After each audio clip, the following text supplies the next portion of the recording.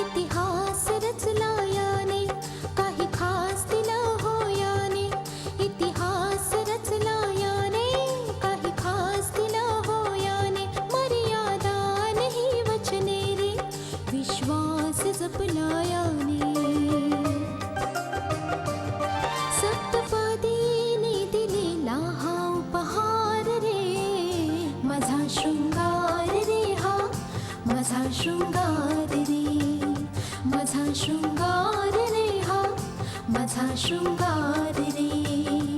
मंगळसूत्र, मंगळसूत्र, मंगळसूत्र, मंगळसूत्र, मंगळसूत्र, मंगळसूत्र, मंगळसूत्र, मंगळसूत्र. तिरस्काराच्या जमिनीवर नात्यांची फुलं कधीही नाही उमलणार. भले जेवढे रस्ते तुम्हाला शोधायचे असतील तेवढे शोधा, कोणताही रीतिकाचा रस्ता माझ्या घरापर्यंत नाही येणार. लोक बोलण्याआधी काही नाही विचार करत की तीर आणि तलवारीच्या जखमा भरून जातात, परंतु मुखातून जे शब्दांचे तीर निघतात ना, त्याच्या जखमा कधी नाही भरत. ऋतिकाची चूक काय आहे? आपण तिला शिक्षा देतोय डॅड. ती जज साहेबांच्या घरची नाही, आपल्या घरची सून आहे, आपल्या घरची लाज आहे. आम्ही विचार करत होतो की तिला मेंटल असायलम मध्ये टाकावं. काय? बाळा, नाती खूपच नाजूक असतात, ती सांभाळून ठेवावी लागतात. पण तुम्ही लोकांनी सर्वच नाती तोडून फेकून दिलीयत. आता ह्यामध्ये चूक भले कुणाचीही असो, शिक्षा तर आता तुला आणि ऋतिकालाच मिळाली आहे ना. कालपर्यंत मी हे समजत होतो की ऋतिका माझी वाट बघत असावी. मी तिला भेटल्यावर सगळे गैरसमज दूर होऊन जातील, मला माफ करून टाकेल ती, मला मिठी मारेल येऊन. परंतु बघा ना, आता तर ही अपेक्षा देखील कुलमुडी. असो, आता मला उत्सुकता या गोष्टीची आहे की तुम्ही लोक ऋतिकाच्या बाबतीत काय निर्णय घेताय. कोणत्या निर्णयाबाबत जाणून घ्यायचं आहे आता तुला? सांग ऋतिकाला आम्ही जबरदस्ती करावी तुझ्याबरोबर जाण्यासाठी? जबरदस्ती पाठवून देऊ का तिला तिथे? ह्यासाठीच मानस मी तुला ऋतिकाच्या खोलीमध्ये एकट्याला पाठवलं, ज्यामुळे आत तू तिच्याशी बोलू शकशील. आता तुम्हा दोघांमध्ये जे इतके गैरसमज आहेत ते दूर होऊन जावेत. कमीत कमी तुमच्या दोघांमध्ये बोलणं तर सुरू व्हावं. माहित नाही आमच्या नशिबामध्ये काय लिहिलंय. माहित नाही आमचं जीवन कधीपर्यंत असं वादळाच्या भोवऱ्यात अडकून पडणार आहे. ह्यासाठी आता तुला हिमतीनेच घ्यावं लागेल. बाळा, तू ऋतिकाचा पती आहेस, निर्णय तुलाच घ्यायचा आहे. जर तुझ्या वडिलांचीच इच्छा नाहीये की ऋतिकाने त्यांच्या घरी जाऊन राहावं, तर मग तुला हा निर्णय घ्यावा लागेल की आता तू आपल्या पत्नीसाठी आणि आपल्या मुलासाठी इथे आमच्या घरी येऊन राहावंस. जर तू असं केलंस तर ह्या घरामध्ये तुझं स्वागतच.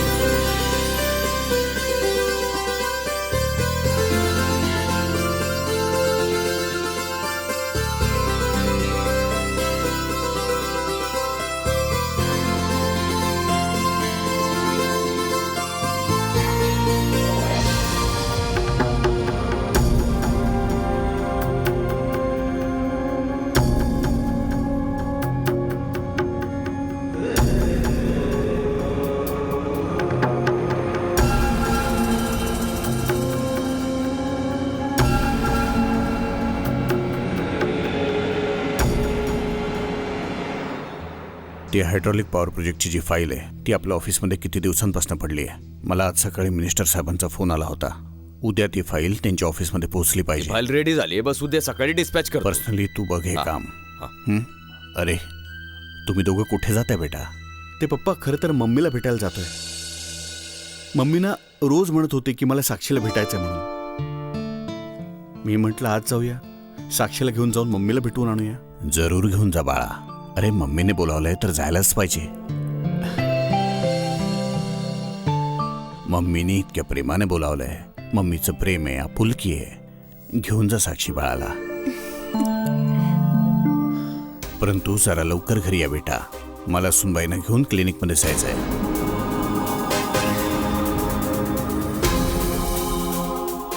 क्लिनिक? पण पप्पा अशी काय बाब आहे? खरं तर माझा एक मित्र आहे, खूप चांगला डॉक्टर आहे. माझं त्याच्याशी बोलणं झालंय. त्याला साक्षीचं चेकअप करायचं आहे.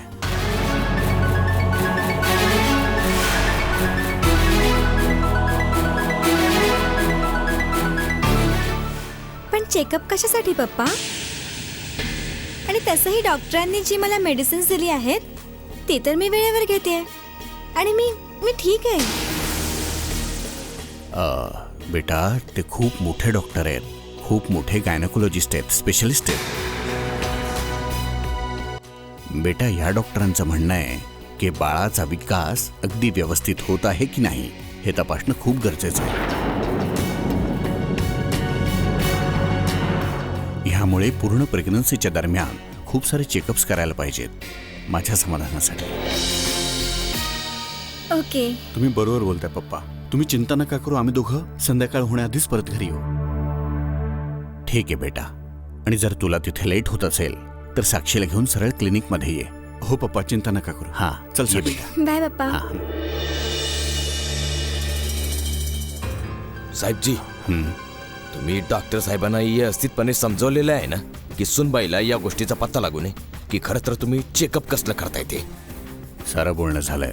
डॉक्टरांच्या बाजूने काही त्रास नाही होणार. पण साहेबजी एक गोष्ट तर सांगा, जर माझं बोलणं खरं निघालं तर तुम्ही काय करणार? चेकअप तर होऊन जाऊ दे अगोदर.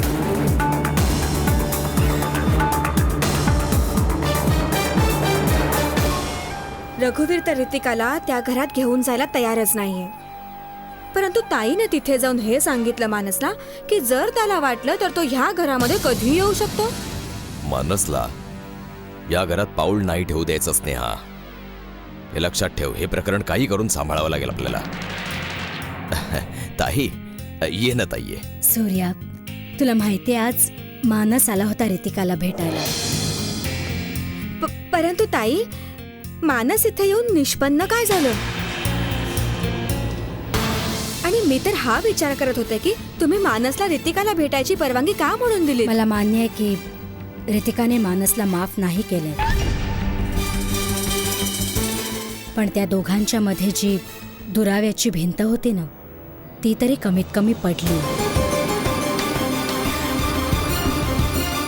आता बोलणं जर सुरू झालंय तर आता हळूहळू पुढेही सरकेल. ताई मला वाटतंय की हा सगळा प्रयत्न तू उगीच करतेस. कारण की काय ना ताई, असं नको व्हायला की तुझ्या या प्रयत्नांमुळे भाऊला वाईट वाटेल.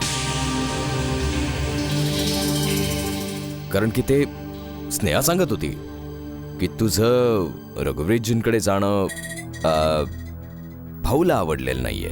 हे बघ सूर्या, मी हे सगळं हा विचार करून करत नाही की काय वाईट आहे किंवा काय चांगलं आहे. माझी तर फक्त हीच इच्छा आहे की माझ्या रितिकाचा संसार सुरळीत व्हावा. पण भाऊच्या आदराला कोणती ठेच पोहोचणार नाही. आपल्याला या गोष्टीवरही लक्ष द्यावं लागेल ना ताई. तुला काय वाटतं सूर्या? मला भाऊचा काहीच आदर वाटत नाही. मी असं काही सुद्धा करेन की ज्यामुळे भाऊच्या आदराला झळ पोहोचेल. सूर्या, जर रितिका तिच्या घरी निघून गेली, तिचा संसार सुरू झाला, ती तिच्या सासरी परत राहायला गेली तर त्यामुळे भाऊचा आदर तर अजून वाढेल ना, हो ना? माझी तर फक्त हीच इच्छा आहे की रितिका आणि मानसच्या मध्ये जे गैरसमज आहेत ते दूर व्हावेत आणि माझ्या रितिकाचा संसार सुखी व्हावा. दोन्ही परिवारांमध्ये जे अंतर आहे ना ते संपून जावं. हो, मग तुला प्रयत्न या गोष्टीसाठी करायला हवा की रितिकाने तिच्या सासरी निघून जावं. तू तिला समजवायला हवंस. आपण रितिकाला कोणत्याही गोष्टीसाठी जबरदस्ती नाही करू शकत. माझी तर फक्त हीच इच्छा आहे की रितिका आणि मानस एकत्र यावेत आणि आपण ह्याच गोष्टीसाठी प्रयत्न करायला हवा. तुम्ही प्रयत्न तर केला आहे ताई, परंतु मला नाही वाटत रितिका मानस बरोबर जाण्यासाठी तयार होईल. आपण रितिकाला कोणत्याही गोष्टीसाठी जबरदस्ती तर नाही करू शकत. आणि स्नेहा, तुला तर माहिती आहे ना, रितिका आई होणार आहे. आता हे तिचं पहिलं बाळ आहे आणि परंपरेनुसार आपल्याकडे मुलीचं पहिलं बाळणपण तिच्या माहेरी होतं. त्यामुळे सध्या तरी रितिका इथेच राहील.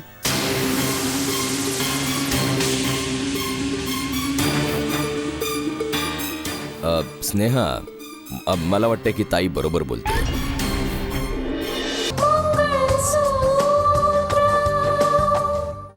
स्नेहा, मला वाटतं की ताई बरोबर बोलते. अगदी खरं बोलते.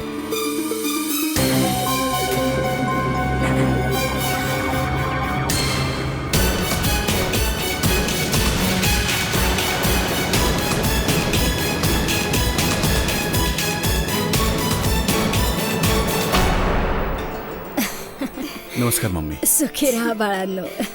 अच्छा मम्मी, पप्पा कुठे दिसत नाही? ते बाळ ऑफिसला गेलेत. अच्छा. तुम्ही दोघं बसा, मी आत्ता तुमच्यासाठी नाश्ता घेऊन येते. अहो मम्मी, त्याची काही गरज नाहीये.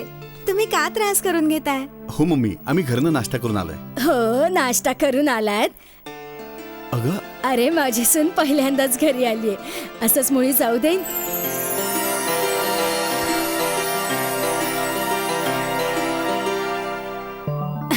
तुम्ही दोघं बसा, मी घेऊन येते नाश्ता. राहुल,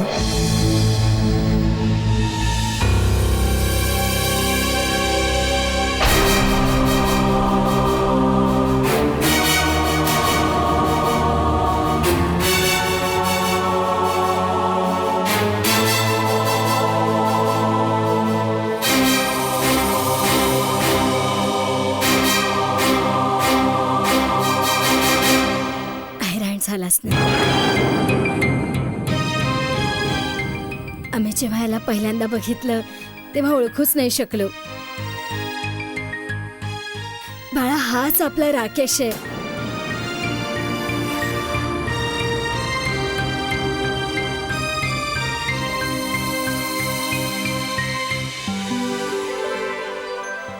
दादा, किती दिवसांनंतर आलास तू. कसा आहेस तू? मी ठीक आहे. तू कसा आहेस? माझ्या बाबतीत तर तू सगळं ऐकलंच असशील. बाकी इतके दिवस तू न जाणे कुठे होतास, आणि या इथे तुझी जागा कोणी दुसराच घेऊन बसला होता. माहिती मला सर्व काही माहिती. तुम्ही सगळे जण बसून गप्पा मारा, मी जरा आलेच. ठीक आहे मम्मी. हा दादा, ही साक्षी. नमस्कार. सुखी राहा. तुम्हा दोघांच्या लग्नाला मी असायला हवा होता. दादा, आठवण तर मलाही तुझी खूप येत होती, पण कदाचित तेच व्हायचं होतं जे नशिबात लिहिलं होतं. अरे तुम्ही सगळे इथेच असे उभे आहात, या बसा, चला नाश्ता करा. ये बाळा, ये. मम्मी, याची काही गरज नव्हती. अच्छा, काहीच गरज नव्हती. घे, आधी तोंड गोड करतो. हे घे बाळा.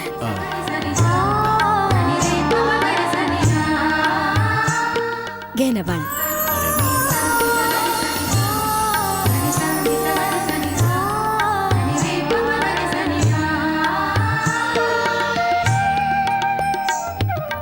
बरं साक्षी, बाळ स्वतःची काळजी घेतेस ना? हे बघ, अशा अवस्थेमध्ये थोडाही हलगर्जीपणा नाही चालत. जर तू माझ्या घरी सून बनून आली असतीस तर मी तुझी पूर्ण काळजी घेतली असती.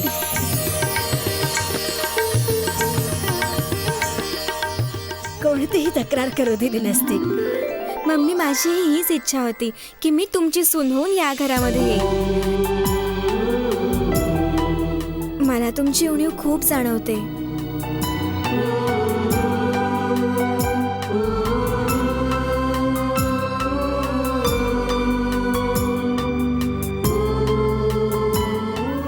नशिबाच्या या खेळाने हैराण झाले मी सुनबाई. 2 मुलींना मी माझ्या सुनेच्या रूपात पाहिलं. एक होती रितिका आणि एक तू आहेस. आज तुम्ही दोघी आई होणार आहात, पण मी तुम्हा दोघींपैकी कुणालाही माझी सून म्हणू शकत नाही. कदाचित यालाच नशिबाचा खेळ म्हणतात. हे माते, आज रितिका इन्क्वायरी कमिशनच्या समोर हजर होणार आहे. तिने जे काही कमावलंय ना माते, तिला परत मिळवून दे. तुझी कृपादृष्टी तिच्यावर सतत राहू दे, सतत राहू दे माते.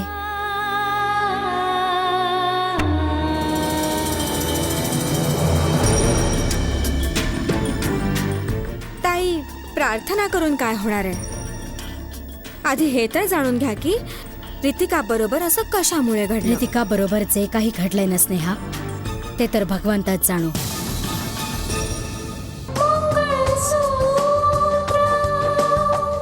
रितिका बरोबर जे काही घडलंय ना स्नेहा, ते तर भगवंताच जाणो. परंतु जर तुला वाटतंय की तुला माहिती आहे, तर मलाही सांगून टाक. ते ह्यासाठी की रितिका 2 जबाबदाऱ्या सांभाळण्याच्या प्रयत्नामध्ये कोणतीही एक जबाबदारी सांभाळू नाही शकली. हो, ती म्हण ऐकली असेल ना ताई तुम्ही, की 2 तकड्यांवर पाय ठेवून चालणारे कधी आपल्या ध्येयापर्यंत पोहोचू नाही शकत.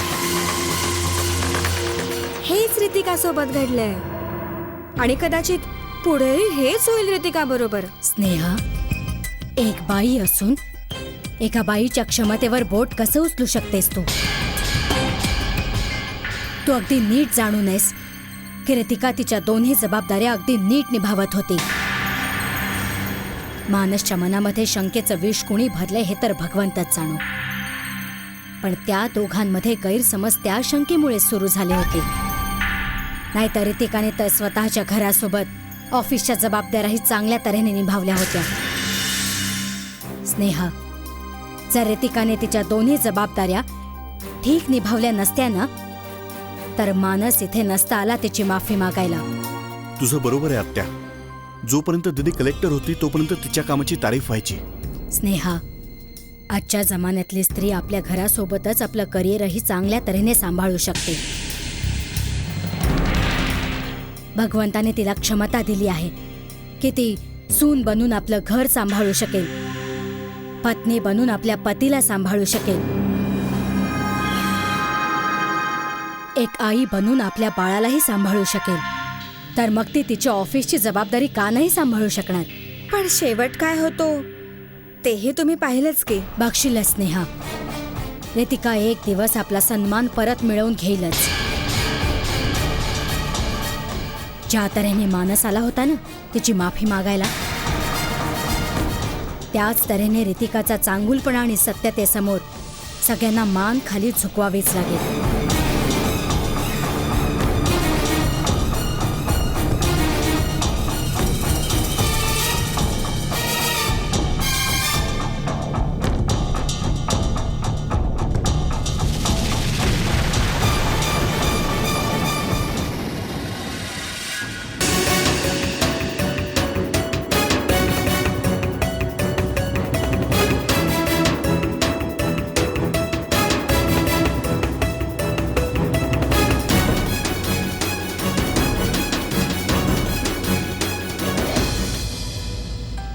परिस्थिती भले कशीही असो मिसेस रितिका, पण तुम्ही तुमच्या जबाबदाऱ्या निभावणं गरजेचं होतं. सर, मी माझी जबाबदारी बरोबर निभावली आहे. कोणीही असं नाही म्हणू शकत की मी माझ्या जबाबदाऱ्यांकडे पाठ फिरवली. मी माझ्या जबाबदाऱ्या पार पाडल्या आहेत आणि मला हे देखील ठाऊक आहे की जबाबदाऱ्यांसाठी वेळ नाही पाहता येत. मग सकाळ असो की संध्याकाळ की दिवस असो की रात्र. कसं आहे, आमची त्याच्याबद्दल काहीच तक्रार नाही. आम्ही इन्क्वायरी केलेली आहे. आम्हाला माहिती आहे की तुम्ही तुमची ड्युटी मोठ्या जबाबदारीने पार पाडलेली आहे. पण किती विचित्र गोष्ट आहे की शहरात दंगे उसळले होते आणि अशा स्थितीत कलेक्टरला या बाबतीत काही सुद्धा माहिती नाही आणि ह्या शहराचा डिसिजन घेण्यासाठी सुद्धा कोणी नाही. खरं तर सर, मला जेव्हा या प्रकरणाबद्दल कळलं तेव्हा खूप उशीर झाला होता.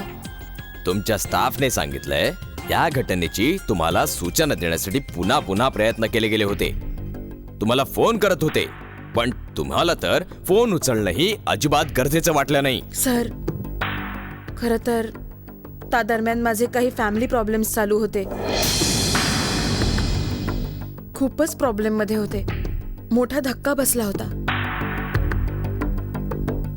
त्याच दरम्यान काही फोन कॉल झाले होते. लागोपाठ दिवसभर पुष्कळसे फोन कॉल झाले होते आणि मी रिसीव्ह नाही करू शकले. मी त्या अवस्थेतच नव्हते सर. खरं तर आता मी तुम्हाला कसं समजावू. माझी मम्मी जीवन आणि मृत्यूच्या मध्ये झुंजत होती आणि ते पण माझ्यामुळे. सर, मी खूपच दुःखी होते. खूपच मोठ्या धक्क्यात बुडाले होते. मी काहीही जाणून बुजून नाही केलं. त्या सर्व रिपोर्टचा आमच्याकडे पाठपुरावा आहे. पण तुम्ही काय हे सांगणार की तुमच्या घरातलं वातावरण ठीक नव्हतं, त्या कारणाने तुम्ही बेजबाबदार झाला?